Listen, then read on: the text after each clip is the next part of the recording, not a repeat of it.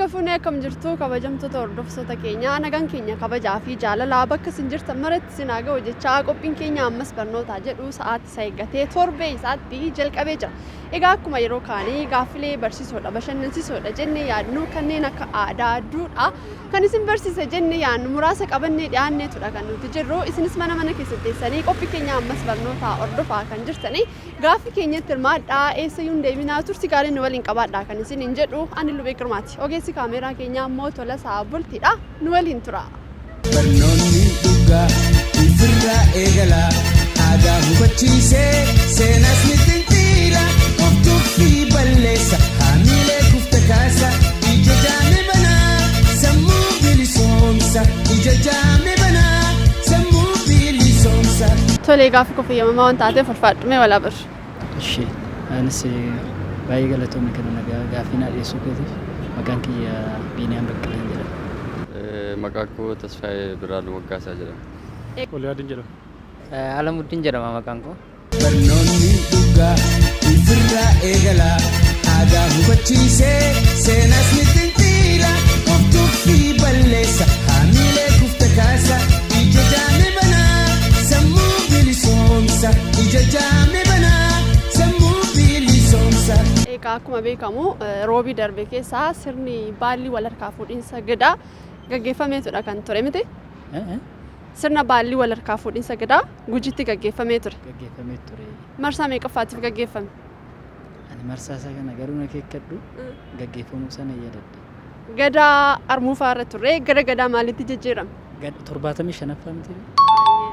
Gadaa 70. Tole gadaa Armuufaa irra ture gara gadaa maalitti jijjiirame? Kanas gadi fayyinaa hin banne garuu dhiifama naaf. Yaaddee kaatee deebistee turte kanas yaadee carraan si kenna.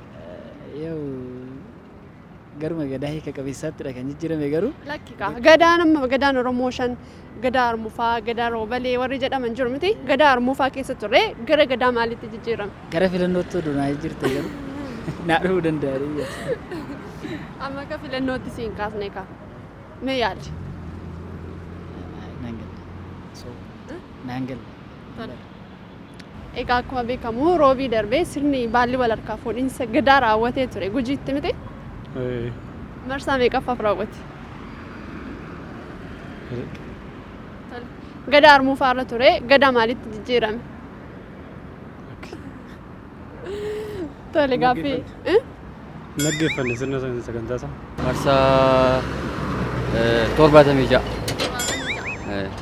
Marsaa 76ffaa moo Marsaa 76 sirrii. gadaa Armuufaa irra ture gara gadaa maalitti jijjiirame? Maalirra ture jettee? Gadaan Oromoo meeqa? Oromoon gadaa meeqa qaba? 5. San keessaa gadaa Armuufaa keessa ture gara gadaa kamitti jijjiirame? Marsaa meeqaffaa? Marsaa 16ffaa? 16ffaa? Tole marsaa 16ffaaf gaggeeffame itti amante moo? Itti namanne garuu itti namanne. Meeqaffaaf waan gaggeeffame sitti fakkaata? Jarnaan galle kun. Tole ishee gadaa Armuufaa irra ture gara gadaa maalitti jijjiirame? Gara gadaa Meelbaatti. Gara gadaa Meelbaa. Barnoonni dhugaa ifirraa eegala aadaa hubachiisee seenaas ni xinxiira of tuffii balleessa haamilee kufte kaasa ija jaame banaa sammuu bilisoomsa ija jaame banaa sammuu bilisoomsa. Oromoon odaa 5 qabamti. Odaan nabee godina kam keessatti argama? Godina Harargee. Odaan nabee. Itti amante? Na fakkaata garuu gara Harar kan godina Harargee keessatti. Harargee bahaa. Harargee. Odaan nabee? Harargee. Itti amante? Moo Shawaa Lixaati? Godina Shawaa Bahaa. Aanaa kam? Aanaa Duukam. Odaan nabii godina Shawaa. Gara kamii? Shawaa Lixaatti argama. Shawaa Lixaa. Itti amante? Garuu amanuu baadhis. Shawaa Lixaa aanaa kam? Aanaa isaan beeku. Barnoonni dhugaa ifirraa eegala aadaa hubachiisee seenaas ni xinxiira of tuffii balleessa.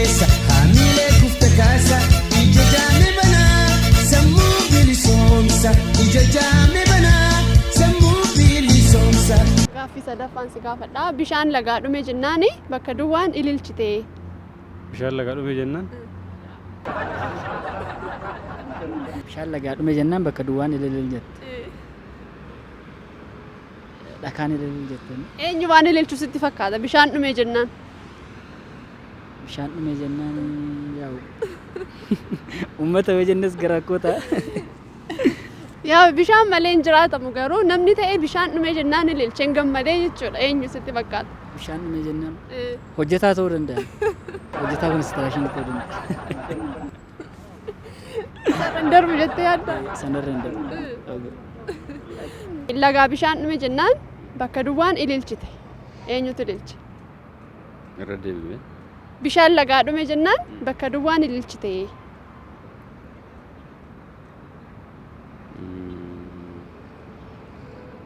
Bishaan lagaa yoo dhumu eenyu waan ililchu sitti fakkaata? Maalirree bineensi bishaan jibbu.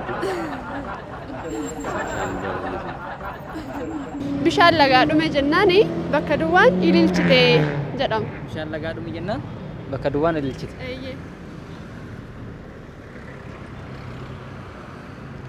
Bishaan lagaa dhumnaan eenyu waan ililchu sitti fakkaata? Eenyu waan gammadu sitti fakkaata?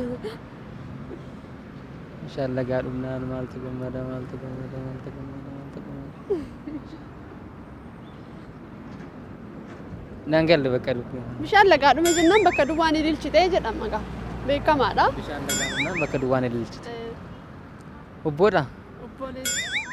Obbootu ililchaa jechuudha. Ta'uu baatu shakkatu. Barnoonni dhugaa ifirraa eegala aadaa hubachiisee seenaas ni xinxiila of tuffii balleessa haamilee kufte kaasa ija jaame banaa sammuu bilisoomsa ija jaame banaa sammuu bilisoomsa. Tole kun immoo mammaaksadha. Gaafa geeshootumaa nama tokko dhabne. Gaafa farsoo dhugaa immoo bakka teenyu dhabnee jedhama mammaaksa Oromoo tokko. Maal jechuudha? Maal ibsa? Gaafa geeshootuma hojii waan ta'eef namoonni baqata. Gaafa farsoo dhugaa immoo kunis dhuguu waan barbaaduuf yaa hundumti iyyuu dhuguuf irratti hirmaachuu danda'a jechuudha. Gaafa geeshootumaa nama tokko dhabne. Gaafa farsoo dhugaa bakka teenyu dhabnee jedha mammaaksa Oromoo tokko. Maal ibsa mammaaksi kun? Gaafa geeshootuma Nama tokko dhabneet gaafa farsoo dhugaa bakka teenyu dhabnee. bakka teenyu dhabne. Gaafa hojii nama dhabneet gaafa gammachuu nama baay'ee arganne jechuudha. Yaa hojiidhaaf namni baay'een walitti hin qabamu garuu nyaataaf dhugaatii immoo ta'u namoonni baay'een lafuma jiran irraa wal waamanii firrillee wal waama miilteen illee wal waama akkasittiin nyaachuu dhuguudhaaf walitti yaa'achu. Mammaaksi kun komii waan ibsu natti fakkaata. Komiidha. Geeshootuma irratti homaa of biraa dhabne. Farsoo dhugaa irratti immoo bakka teenyu dhabne jedhama. Sokkoof sorgoodha garuu. Akkasii.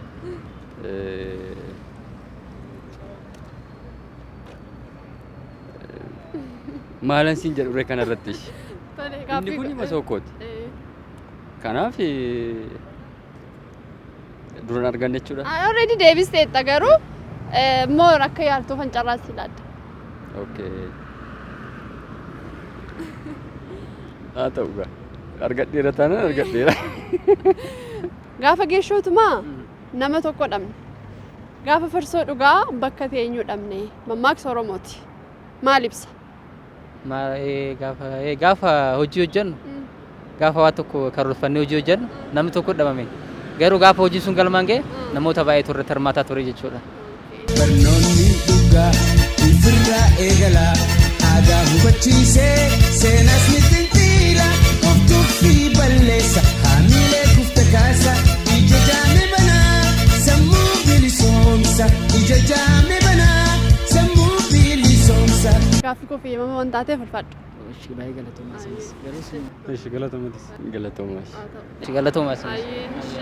Barnoonni dhugaa ifirraa eegala aadaa hubachiisee seenaas ni xinxiila of tuffii balleessa haamilee kufte kaasa ija jaame banaa sammuu bilisoomsa ija jaame banaa sammuu bilisoomsa. Walitti deebinee jirra egaa kabajamtoota hordoftoota keenyaa yeroo gaariin waliin qabaachaa turtanii fulfaadhaa jechaa gaaffiiwwan gaafachaa ture keessaa tokkoffaa irratti sirni baalii wal harkaa fuudhiinsaa kan marsaa waggaa 8 deebi'ee raawwatu kuni roobii darbe kan gaggeeffamee ture marsaa meeqaffaadha jenneetudha kan nuti gaafanne egaa marsaa 75ffaa gaafa ta'u gadaa harmuufaarraa gara gadaa roobaleetti jijjiiramee jira jechuudha. Gaaffii lammaffaa gaafanne irratti egaa akkuma beekamu Oromoon odaa shanidha kan inni qabu. Odaa shanan kana keessaa odaan nabee godina kamittidha kan inni argamu jenneetudha kan nuti gaafanne. Odaan nabee egaa kan inni itti argamu godina Shawaa Bahaa aanaa Aqaaqiitti jechuudha. Gaaffiin sadaffaa gaafanne immoo jechamadha. Jechamni kunis bishaan lagaa dhume jennaan bakka duwwaan ililchite yookaan ammoo ilil jettee hin gammadde. Eenyutu ililchee eenyutu gammadee jenneetudha kan nuti gaafanne. Egaa bishaan lagaa dhume jennaan boosettiin gammaddee jechuutti hiikama. Boosettiin kun immoo kan isheen gammaddee fi qulqullina ishee eeggachuu duraanuu hin jaalattu waan ta'eef keessumatti immoo bishaan dhume gaafa jedhamu hin gammaddee isa jedhamutti hiikama jechuudha. Gaaffii dhumaa irratti gaafanne irratti immoo jechi kun mammaaksadha. Mammaaksichis gaafa geeshootumaa nama tokko dhabne gaafa farsoo dhugaa immoo bakka teenyu dhabne mammaaksi jedhu maal ibsaa jenneetudha kan nuti gaafanne. Namoonni baay'een gaafa dhiphina keetiirraa gaafa gammachuu keetidha isaan kan siif fira ta'uu barbaadani. Mammaaksi kun kana waan ibsu natti fakkaata. Gaafa baay'ee gaafa gammaddee jirtu fira baay'ee qabaatta. Gaafa dhiphina keessa jirtu ammoo nama tokkoyyuu sa'aatiin atitti of biraa dhabdu ni jira. Mammaaksi kun kana waan ibsu natti fakkaata jechuudha. Egaa kabajamtoota hordoftoota keenyaa yeroo gaariin waliin qabaattanii fulfaadhaa jechaa torbee gaaffii kan birootiin naga walitti deebinutti nama torbanii nu haa taasisu. Fayyaan tura. Barnoota ammas barnoota kanata hukaba kaayoo Oromoota barnoota ammas barnoota.